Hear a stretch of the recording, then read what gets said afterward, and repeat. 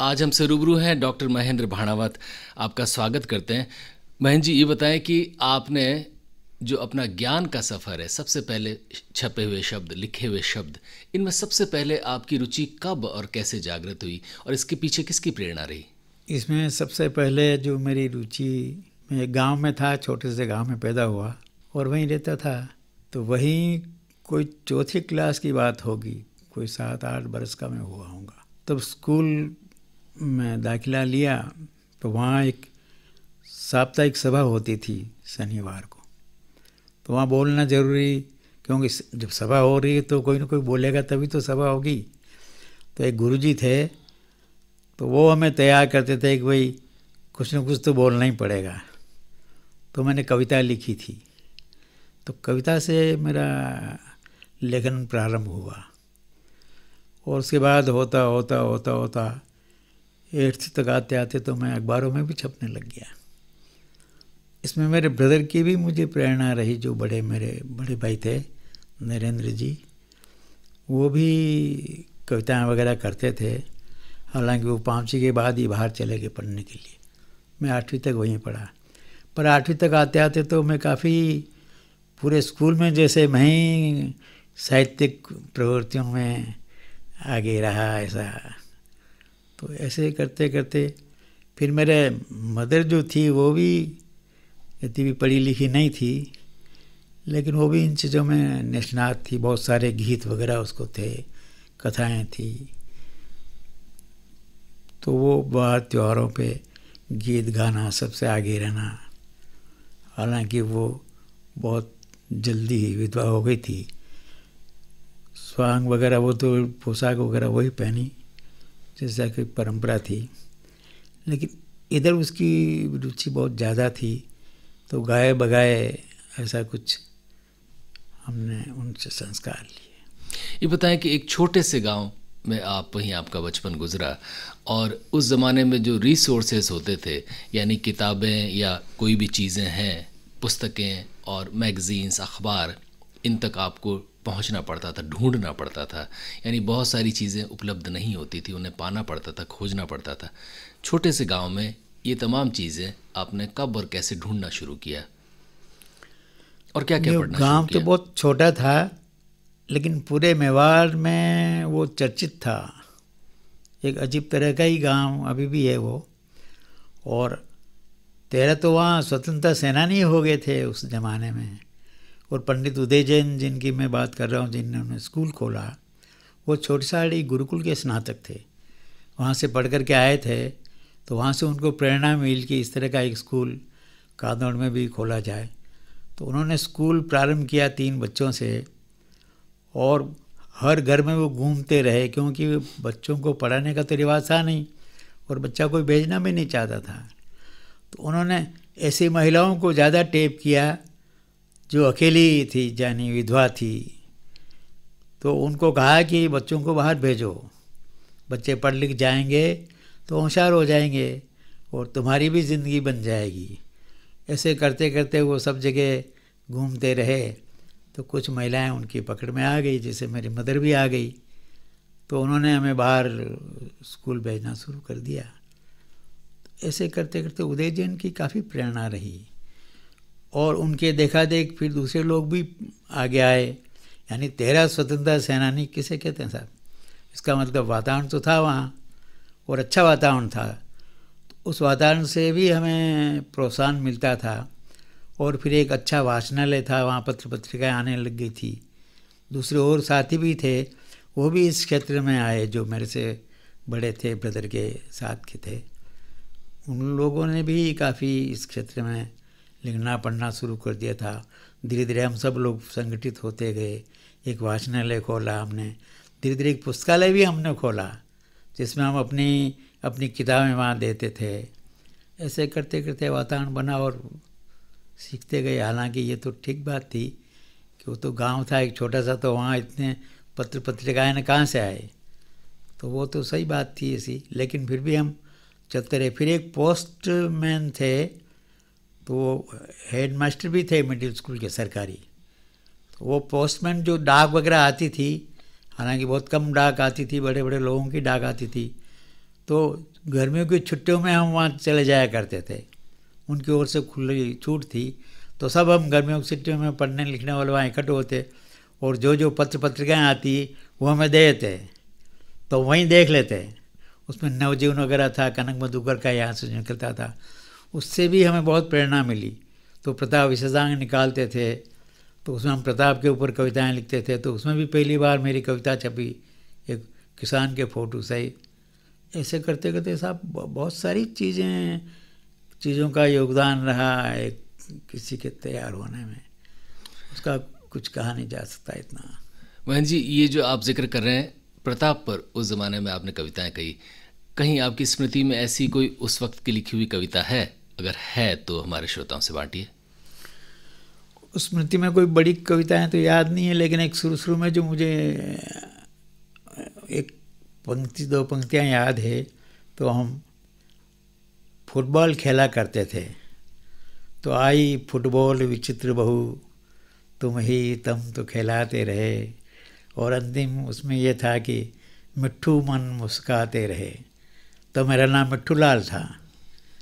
पुराने इसी तरह के नाम होते थे, और ब्रदर का नाम था नाथूलाल।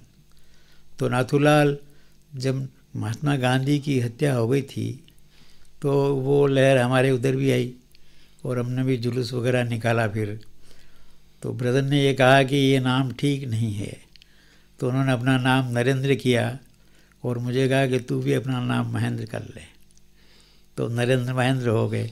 लेकिन आज भी जो बहुत पुराने लोग हैं, जैसे मेरी सिस्टर ही कही है बड़ी, जो 98 की है, वो नाथू मिट्टू ही कहती है हमें। उसमें ये नया नाम उसकी ज़बान पे चढ़ता नहीं है। थोड़ा सा जिक्र करते हैं गांधी जी का। वो जो आपका बचपन का समय था, गांधी का प्रभाव देश के लगभग सब कोनों में था, और आपके यहाँ कानोड़ में भी था। बताएं कि कैसे उस आंदोलन से और गांधी जी से और उनके मूवमेंट से आपकी क्या स्मृतियाँ हैं? गांधी जी तो हम प्रभात फेरी निकालते थे। गांधी जी की मृत्यु पे हमने काफ़ी निकाला और शोक मनाया, छुट्टियाँ। 1948 की बात है ये। हाँ, तब आप कितने साल के थे? तो हमें लगभग 10 साल का था जी। उसके बाद वहाँ जो स्वतंत्र सेनानी तो मेरे से बड़े ही थे ना, अभी तो कोई बचा नहीं है स्वतंत्र सेनानी। तो उनसे हमें प्रेरणा मिली। उसमें उनकी ये थी साहब कि अधिकांश लोग खद्दर पहनते थे गांधी जी से प्रभावित होकर के। और आपको ये सुन के भी अच्छा लगेगा कि लगभग सभी लोग टोपियाँ लगाते थे, खद्दर की सफ़ेद टोपी, जिसमें हम तो लगाते ही थे हम भी। और हम खद्दर पहनते थे, पाजामा जब्बा और टोपी। कई बरसों तक हमने सफ़ेद टोपी लगाई। और कुछ लोग तो ये थे जो उन्होंने आज दिन तक टोपियाँ नहीं छोड़ी। जिसमें अभी 2 महीने पहले ही एक सज्जन का निधन हुआ, तो वो टोपी से ही पहचाने जाते थे। और उदय जैन तो टोपी के कारण ही पहचाने गए। तो ये आजीवन खद्दर पहनने वाले भी वहाँ काफ़ी रहे अंत में। और टोपियाँ तो जगह जगह नज़र आ जाती थी। तो गांधी जी का तो यही प्रभाव ज़बरदस्त पड़ा। मोहन जी, आपने बताया कि गांधी जी का प्रभाव आपके बचपन पर पड़ा, लेकिन आपने उनके व्यक्तित्व से उस ज़माने में कौन सी चीज़ें ऐसी थी जिससे प्रेरणा ली और आपको लगा कि ये महात्मा गांधी से मुझे ले लेनी चाहिए? खद्दर पहना सबसे बड़ा तो, और निर्भय बने कि डरना नहीं किसी से, कोई कुछ बिगाड़ नहीं सकता। और मुझे ये भी एक स्मृति में है हमें कि हम 47 के पहले जो कभी कभी प्रभात फेरियाँ निकालते थे, तो उसमें देश आज़ाद होने के नारे लगाते थे। तो एक बार एक पुलिस वाला आया और डरा धमका करके उस रैली में से हमें ले गया और थाने में बिठा दिया। और आध घंटे के बाद कहा कि जाओ घर जाओ, आइंदा से ऐसी मत हरकतें करना, रैली मत। ये हल्की सी मुझे याद है। तो इतने हम सक्रिय थे, उदय जैन इतने हमारे साथ बढ़ते थे सब कि कैसे आज़ादी लेनी है, डरना नहीं है, और महात्मा गांधी की जय, वो तो करते थे। उस क्षण को भी, हालांकि आप छोटे थे, आपके जहन में वो क्षण कैसा है जब हम आज़ाद हुए? आज़ाद होने के बाद तो एक एक क्लास लांग ली हमने। सबसे अच्छा तो ये कि जितने भी बच्चे थे वो 4थी से 6ठी में मतलब एक एक क्लास लांग दी उन्होंने, एक एक क्लास में नहीं पढ़ने का उनको लाभ मिला। तो ये तो सारे गांव में खुशी फैल गई थी और एक अच्छा वातावरण तो हो ही। और आज़ादी क्या होती है, फिर उसके जश्न मनाने लग गए, ये सब हमें याद है। आज हमसे रूबरू हैं डॉक्टर महेंद्र भाणावत। भाणावत जी, आपने अपनी प्रारंभिक शिक्षा कानोड़ में पाई और उसके बाद में आप उदयपुर आए। उसके बाद भी आपने लिखना और शोध करना जारी रखा। बताएं कि उदयपुर में आने के बाद क्या क्या काम आपने किए और उसके बाद कौन कौन सा लेखन शुरुआती दौर में आपने किया। उदयपुर में हम 58 में आया, मैं बीए करके बीकानेर से, यानी 8वीं पास करके तो हम 9वीं 10वीं तो छोटसाड़ी गुरुकुल में पढ़े और वहाँ से बीकानेर चले गए। तो 11वीं से लेकर के 14वीं तक वहाँ अध्ययन किया।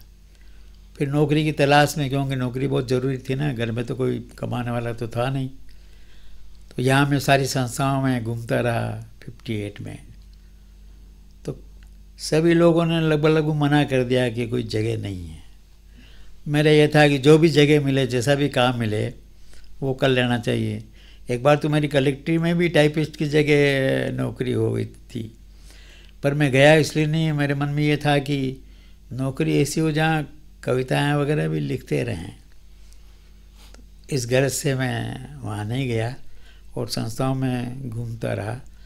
केवल देवीलाल सामर ऐसे व्यक्ति थे जिन्होंने मेरी तरफ देखा और मुझे अंदर बुलाया और कहा कि बैठिए, कुर्सी की तरफ इशारा किया तो मुझे बिठा दिया और कहा कि क्या करते हैं। मैंने कहा करने को तो कुछ नहीं करते हैं, नौकरी की तलाश में सारी संस्थाओं में घूम रहे हैं इधर उधर, आपके यहाँ भी कोई जगह हो तो आएँ। और नहीं फिर भी कुछ तो करते होगे ना। तो मैंने कहा साहब तो मैं कविता करता हूँ।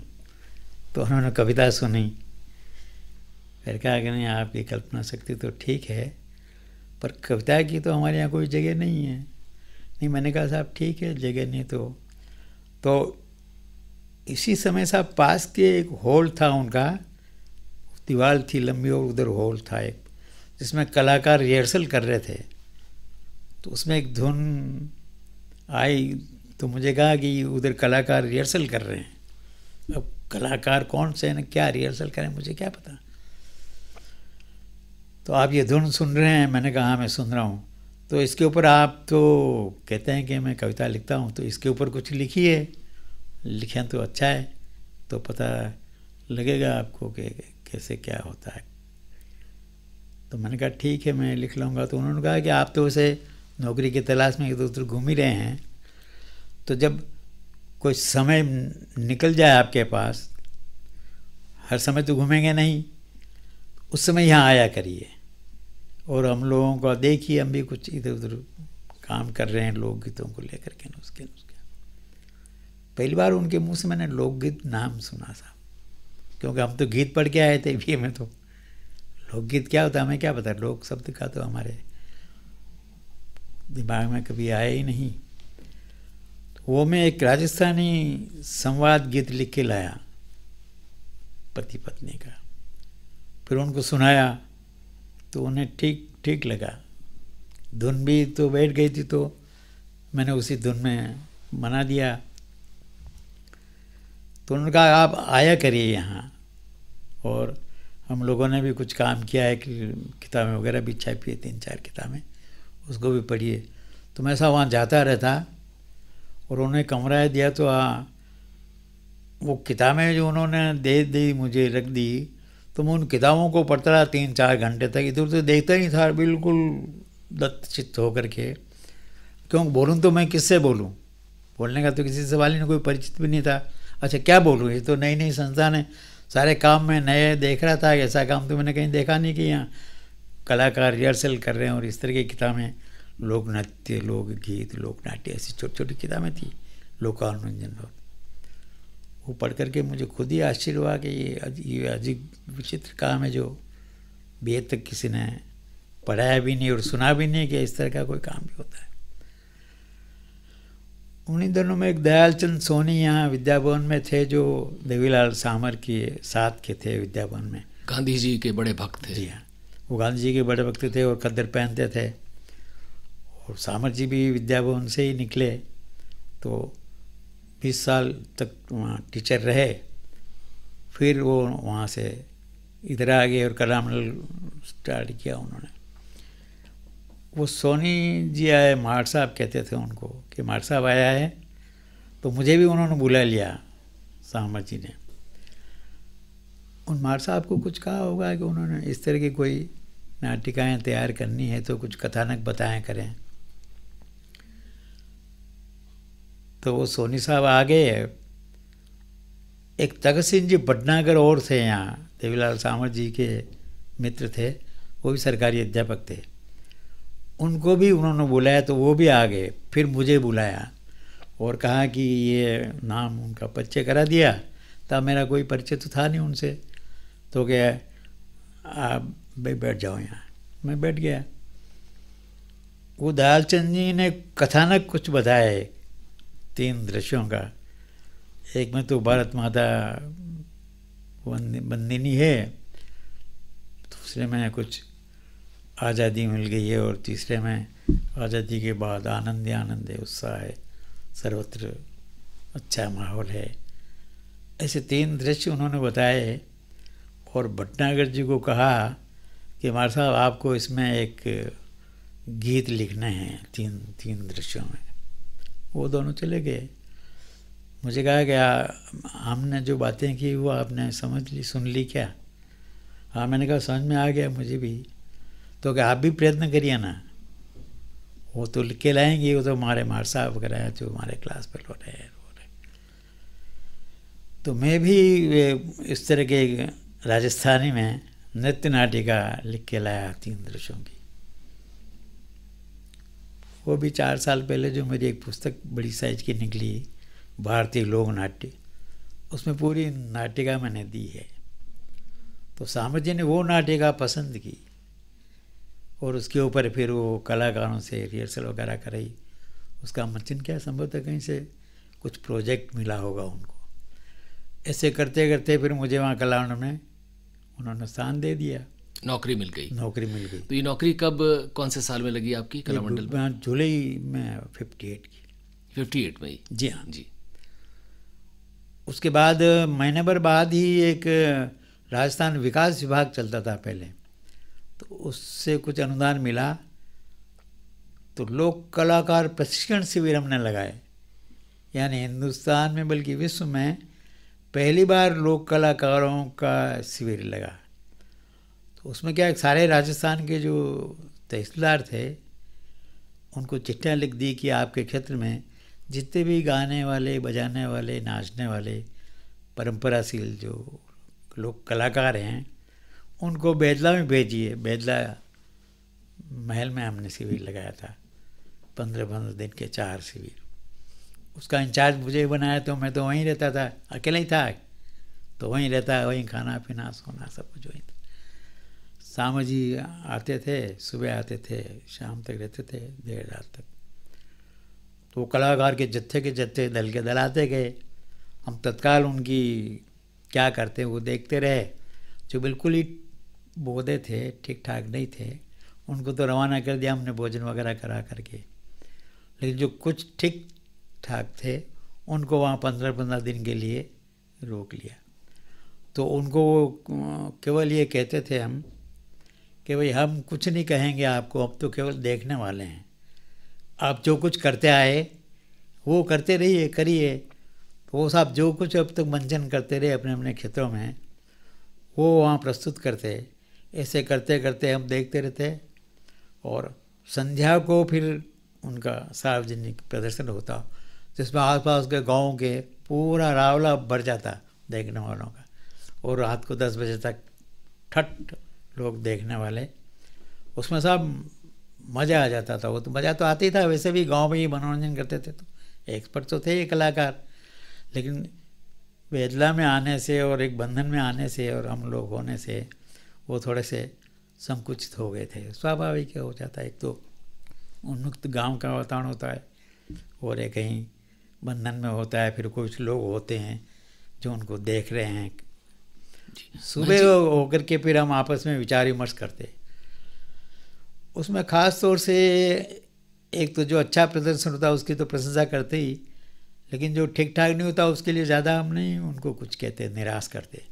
केवल उनको ये कहते कि भाई साहब अब ऐसा है कि अब ज़माना बदल गया है, और ज़माना बदल गया और लग रहा है कि ये इतना कुछ बदलता रहेगा कि आप जो रात रात भर जो कुछ बता रहे हैं अब उसको देखने वाला कोई मिलेगा नहीं, धीरे धीरे धीरे धीरे। इसलिए पूरी रात का या 10 घंटे या 8 घंटे या 6 घंटे जो कुछ आप कर दिखाते हैं गांव में, उसको संक्षिप्त आध घंटे में कर सकते हैं क्या?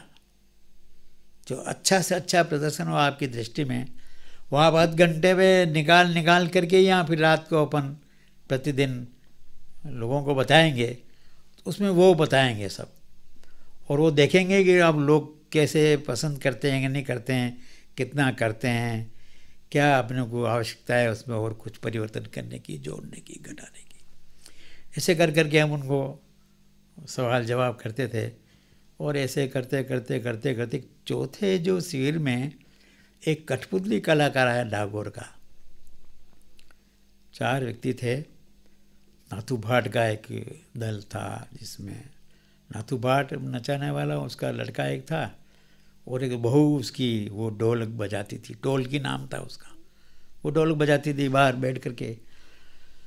तो वो सबसे अजीब अलग तरह का था प्रदर्शन, तो कठपुतलियों का था, लेकिन ये अजीब लगा कि ये सर्वथा भिन्न इसलिए है कि प्राय कलाकार स्वयं मंचित कर रहा है मंच पे आकर के।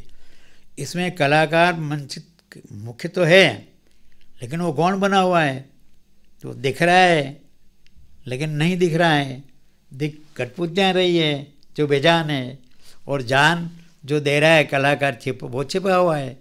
तो ये जान और बेजान और असल और नकल, और ये एक ऐसी विधा, नाम तो सुन ही रखा था लेकिन इतने नज़दीक से देखा नहीं, तो वो हमें एक नई चीज़ लगी, और लगा कि ये तो बिल्कुल ही, उसको पूछा हमने फिर कि भाई कितने दल हैं, क्या क्या करते हैं, कैसे करते हैं, कब से करते आ रहे हैं, तुम्हारे कौन पूर्वज थे, जो सबसे पहले खेल किसका हुआ, कहाँ से शुरू हुआ। तो वो तो कुछ उम्रशुदा था ना, 50-60 का था करीब। तो उसने जो कुछ सुना अपने बाप दादाओं से वो बताता रहा।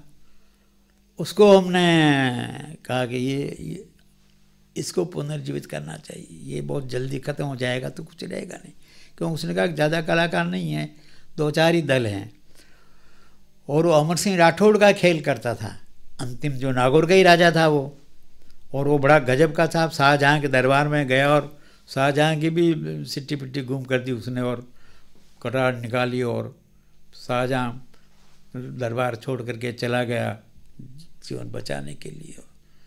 और वो इतना दबंग था कि साहब घोड़े से खिड़की में से कूदा और भाग गया और अपने प्राण बचाया। ऐसी अजीब अजीब उसका बड़ा बलिष्ठ था वो, और ना जोधपुर के राजा का था तो निकाल दिया उसको, और फिर निकाल करके उसने अपना सूर्य दिखा, जो भी बड़ी कथा। उसको हमने कलाण में रख लिया, बाकी तो शिविर तो समाप्त हो गया था। कलाण में उसको रख लिया, 15 दिन तक उसको रखा, और उसको दिन भर, ये मेरी ड्यूटी थी तो मैं उसको देखता रहता था दिन भर, कैसे मंचित करता है, क्या करता है, क्या करता है। फिर मैंने सबसे पहले क्या किया, वो जो पूरा जो खेल था अमर सिंह राठौड़ का, उसको लिपिबद्ध किया। क्योंकि मैं केवल देखने का और मुझे समझने का था, तो मैं देखूं समझूं, लेकिन मेरे मन में यह था कि जब ये साहू जी का जो वक्तव्य हम सुनते थे और देखते भी थे कि इनकी क्या, किधर इनकी धुन है, 24 घंटे किस में ये तड़पते रहते हैं, क्या चीज़ करते हैं।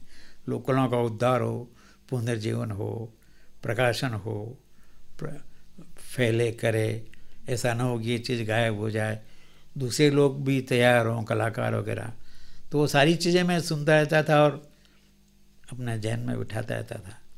तो पूरा खेल मैंने लिपिबद्ध कर लिया, और वो खेल देखा। और फिर सामर जी तो बैठते थे, घंटे तो 2 घंटे तो बैठते थे।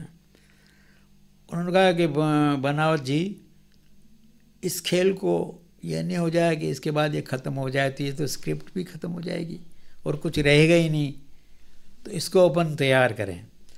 तो तैयार करने वाले तो वो कलाकार थे, तो कलाकार उनके साथ मुझे नहीं घुल मिलना था। सामर जी मुझे अलग ही रखते थे और मैं भी नहीं चाहता था कि मैं भी कोई नाचने का और इस तरह का काम करूँ। हालांकि कर सकता था, लेकिन अंदर से ही मैं भीरू था कि इस तरह गानों का अपने लिखने पढ़ने तक ठीक है। तो फिर वो एक नया बेस तो वही था उसमें, लेकिन कुछ परिवर्तन किया। परिवर्तन ये किया कि साहब कठपुतली तो एक ही धागे से चलती थी, बड़ा कमाल का। वो उंगली जिधर घुमाता था तो कई तरह के भाव कठपुतली व्यक्त कर देती थी। यानी वो तो यानी धागे अनेक लेकिन उंगली एक ही। उंगली का धागा तो एक ही था, हाँ। पर कमाल तो उंगली का था कि जी। तो उंगली से ही तो उसको हिलाता था, करता था, और पाँव का एक्शन भी करता था, और वो भी था।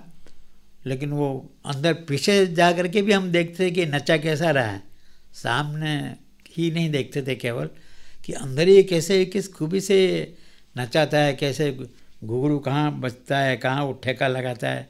और बाहर जो टोल की महिला थी ढोलक वाली, वो पूरा खेल उतलाती थी अपनी भाषा में, राजस्थानी में। और कठपुतलियाँ तो बोलती नहीं थी, ची ची चू ची ची ची करती थी, वो उसका बताती थी ये कह रही। ऐसे करके नया नाटक, नई रचना हमने सामर जी ने बहुत संक्षिप्त में की। तो उसमें कुछ मैंने भी लिखे और सामर जी ने तो मुख्य लिखी है। और आवाज़ भाई की जो अभिनेत्रियाँ थी उनकी में जैसे शकुंतला थी जो अभी भी है, तो महिला वॉइस उसकी थी, बाकी सामर जी की आवाज़। कलामंडल के लिए फिर पहली पुस्तक आपने कौन सी लिखी? कलामंडल में पहली पुस्तक मैंने राजस्थान की भवइयों पे लिखी। फिर धीरे धीरे जब ये रिसर्च में मुझे डाल दिया तो इसको हम डेवलप करते रहे। और फिर जींतिया था चित्तौड़ के पास, तो वहाँ भवइयों की बस्ती थी, तो वहाँ हम गए, हम घूमते रहते थे। सामर जी तो पहले भी घूमते ही रहते थे, तो रिसर्च में तो घूमना ही था। तो धीरे धीरे ये कहा कि बाना जी, ये जितने भी इस तरह की प्रवृत्तियाँ हैं नाट्य प्रदर्शनकारी जो ख्याल तमाशे रात रात भर करते हैं, तो ये अलग अलग जातियाँ हैं करने वाली। भवे अलग हैं, रावल अलग हैं, वो राजधारी वाले अलग हैं, किचामणी खाल अलग हैं, कठपुतली वाले अलग हैं, वो अलग हैं। तुर्रा कलंगी है, 50 विधाएँ तुर्रा कलंगी तो अपने चित्तौड़ में हावी थी। तो इन विधाओं को हमने लिया एक एक करके। तो मैं क्या करता था, वो सारे रात रात पर तो हम वहाँ जा कर के कार्यक्रम देखते थे उनके। वो तो सुबह उनसे सवाल जवाब करते थे, डिस्कस करते थे। बहुत सारे हमारे मन में जो प्रश्न उठते थे उनका समाधान उनसे प्राप्त करते थे। कहाँ से चली, कब से चली, उनकी परंपरा क्या है। फिर पूरा लेखबद्ध करते थे, जो स्क्रिप्टिंग करते थे। उसके बाद हमने कलामंडल में उनको बुलाना शुरू कर दिया, तो वहाँ पूरा टेप वगैरह करते थे और फंक्शन करना शुरू कर दिया। लोकांतरंजन समारोह, लोक नाट्य समारोह, ऐसे पहली बार किया जो भी कुछ किया। तो उसमें वो कलाकार आते रहे, दल आते रहे, तो हमारा परिचय तो हो ही जाता था उनसे जी। पहले से जी, होता आपसे ये पूछूंगा, भवई किसी ज़माने में एक जाति तक सीमित नृत्य, और अब ये नृत्य लगभग राजस्थान में सब जगह होता है, लेकिन वो मटकियाँ रखकर उस ढंग से इसको नाम दे दिया गया। बताएं कि जो ओरिजिनल भवई था और अब जो भवई होता है, इसमें क्या फ़र्क है? ओरिजिनल भवई और अब भवई में तो हम कल्पना ही नहीं कर सकते, आकाश पाताल का अंतर था। और कोई जानता भी नहीं है कि वो क्या था ओरिजिनल। ओरिजिनल भवई जो हमने देखा उन्हीं के गांव में जाकर के, तो उसमें एक मुख्यतः मटके का जो कमाल था, सिर के ऊपर एक मटका आना, मटके के ऊपर दूसरा आना, दूसरे के ऊपर तीसरा, ये कमाल ज़्यादा अच्छा लगा सबको। तब भी कमाल तो उनके कई थे, लेकिन वो अब दूसरा व्यक्ति नहीं कर सकता। आप प्रयत्न करो तो भी नहीं कर सकते, ऐसे ऐसे कमाल के काम वो करते थे। लेकिन ये भवई जो मटके वाला है ना, उसमें सो कर के पाँव से माथे, सिर के ऊपर वो मटका रखता था, और सोया हुआ एक मटके के ऊपर दूसरा मटका, ऐसे सोया हुआ तीसरा मटका तो हमने देखा। एक ही कलाकार सोया हुआ अपने पाँवों से सिर, खुद के ही सिर पे ऐसे 3-3 मटके रखता था और उठ कर के चौकड़ी पड़ता था नृत्य की।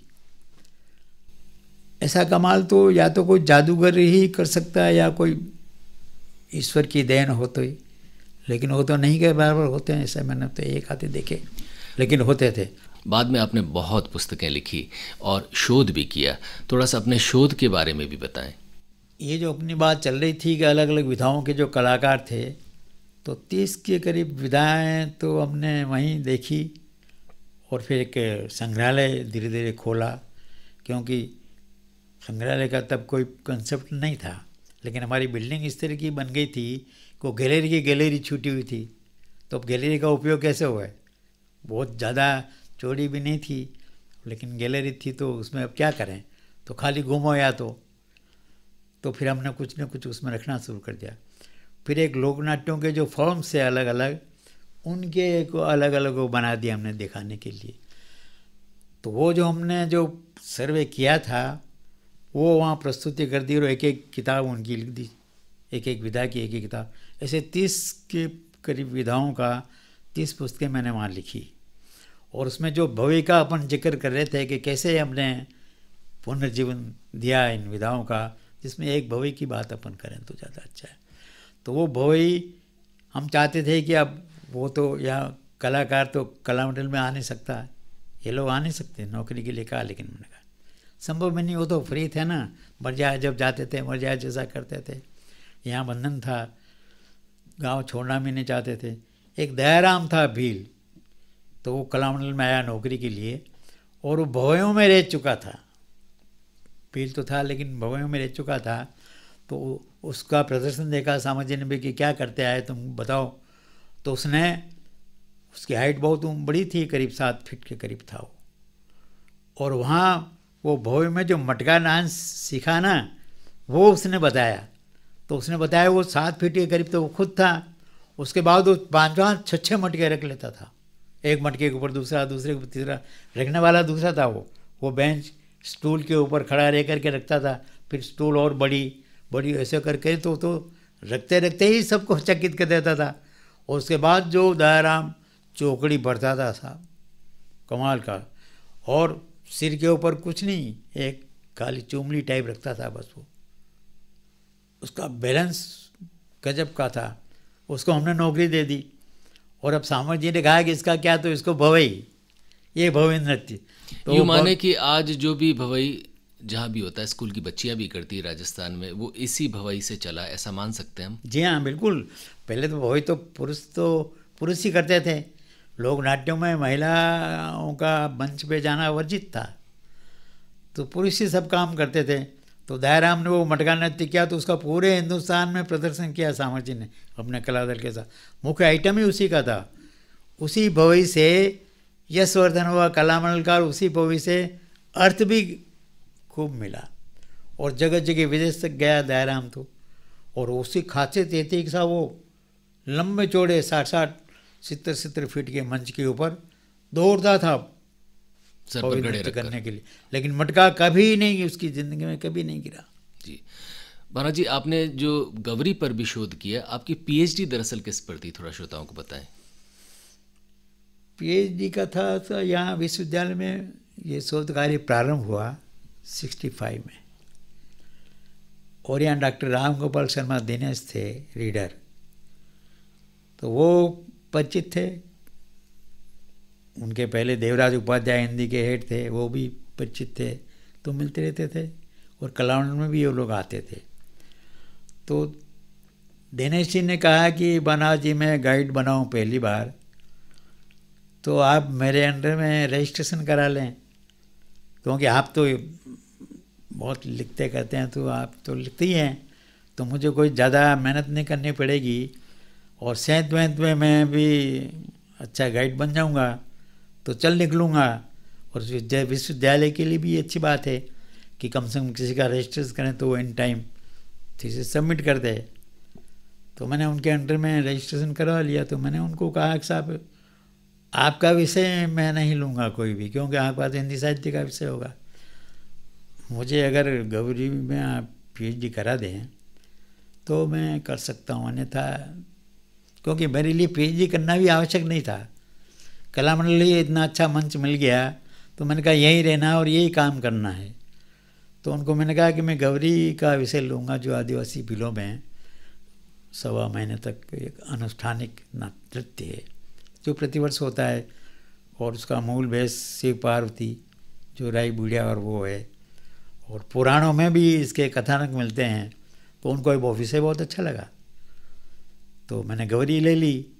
हालांकि अब गौरी तो कोई विषय नहीं बनता था उन दिनों में, तो अच्छा विषय होना चाहिए जो भारत व्यापी उसकी गंध हो और कुछ हो कि भाई हाँ ये अच्छा काम हो सकता है। गौरी तो नाम ही नहीं सुना बहुत से लोगों ने, तो केवल उदयपुर अंचल का ही तो ये था आदिवासी बिलों का। मैंने कहा साहब मैं तो यही विषय लूँगा, अन्यथा दूसरा विषय मैं नहीं लूँगा। वो एग्री हो गए, सिनॉप्सिस भी भेजी एक्सपर्ट के पास, तो वो भी स्वीकृत हो गई। मैंने काम करना शुरू कर दिया, पूरा लिख भी लिया।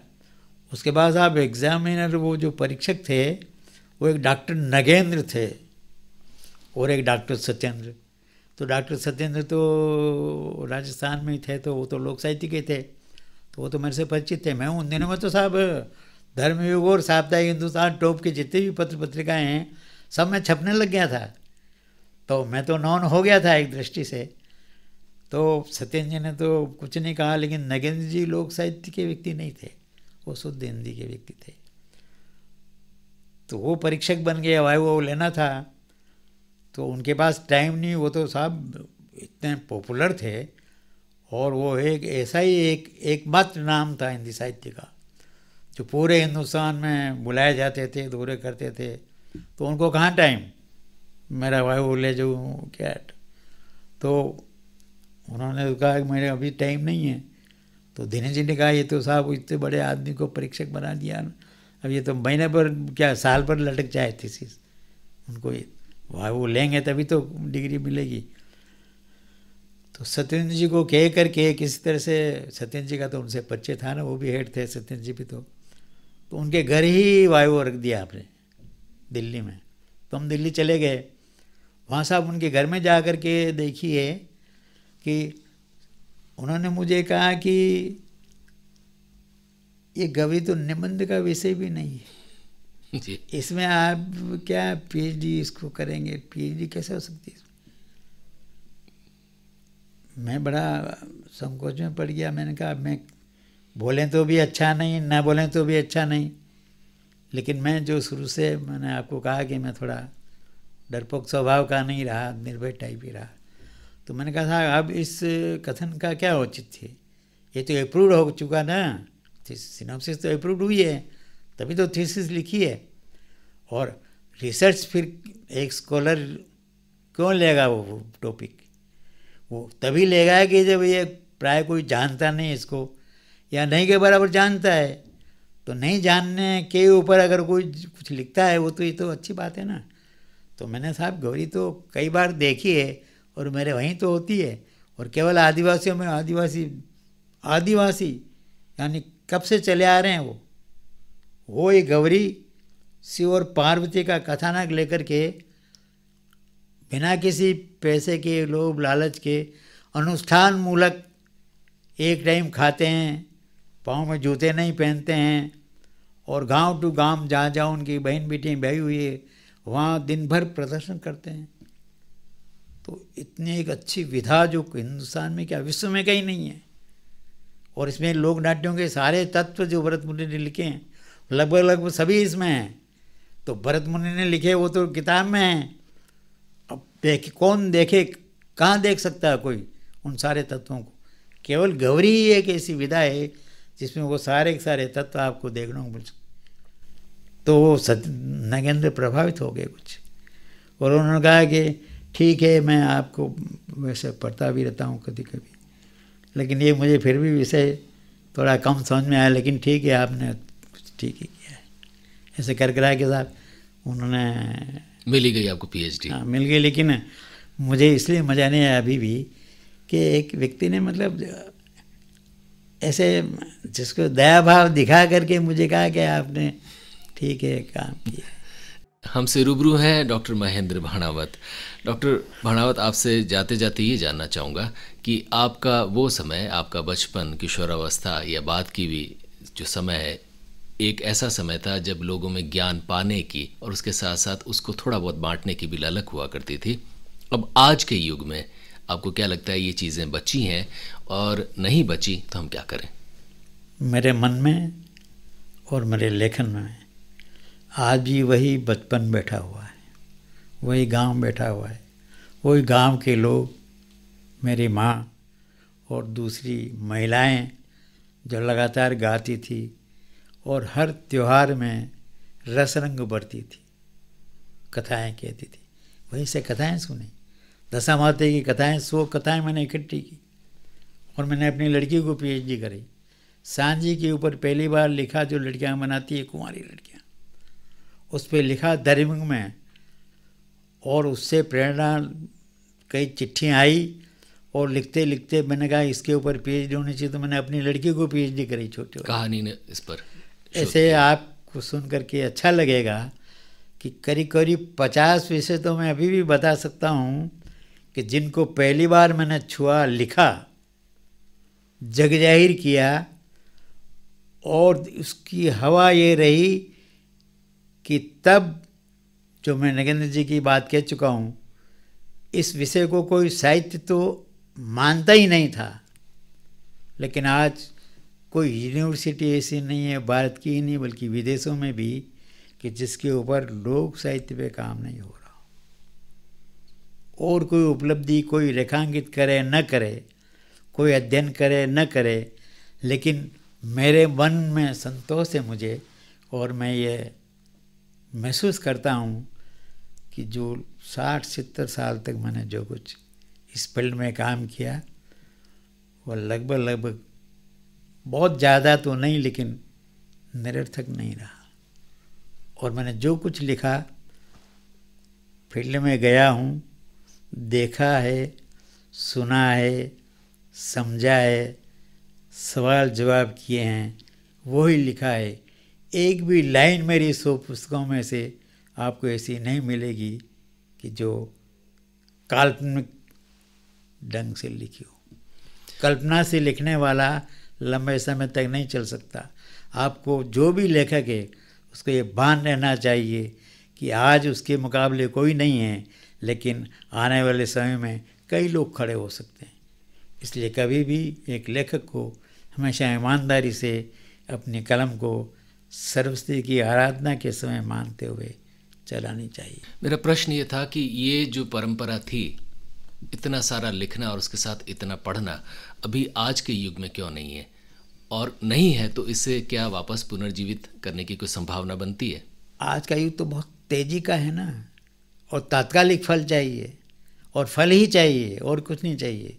बहुत से लोग हमारे समय के चले हैं लेखन को लेकर के, उन्होंने इसलिए छोड़ दिया कि इसमें क्या मिलता है, पैसा नहीं मिलता है। हर व्यक्ति को पैसा चाहिए, और पैसा चाह कर के भी वो कुछ करना नहीं चाहता, बिना किए आराम से मिल जाए और चलती रहे अपनी बाजी। तो ये हाल हो गए हैं, लेकिन मैं निराश नहीं हूँ।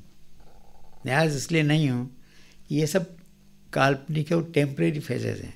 गुणवत्ता और अर्थवत्ता तो धीरे धीरे धैर्यवान बनने से, माली सींचे सो उगड़ा, ऋतु आया फल हो।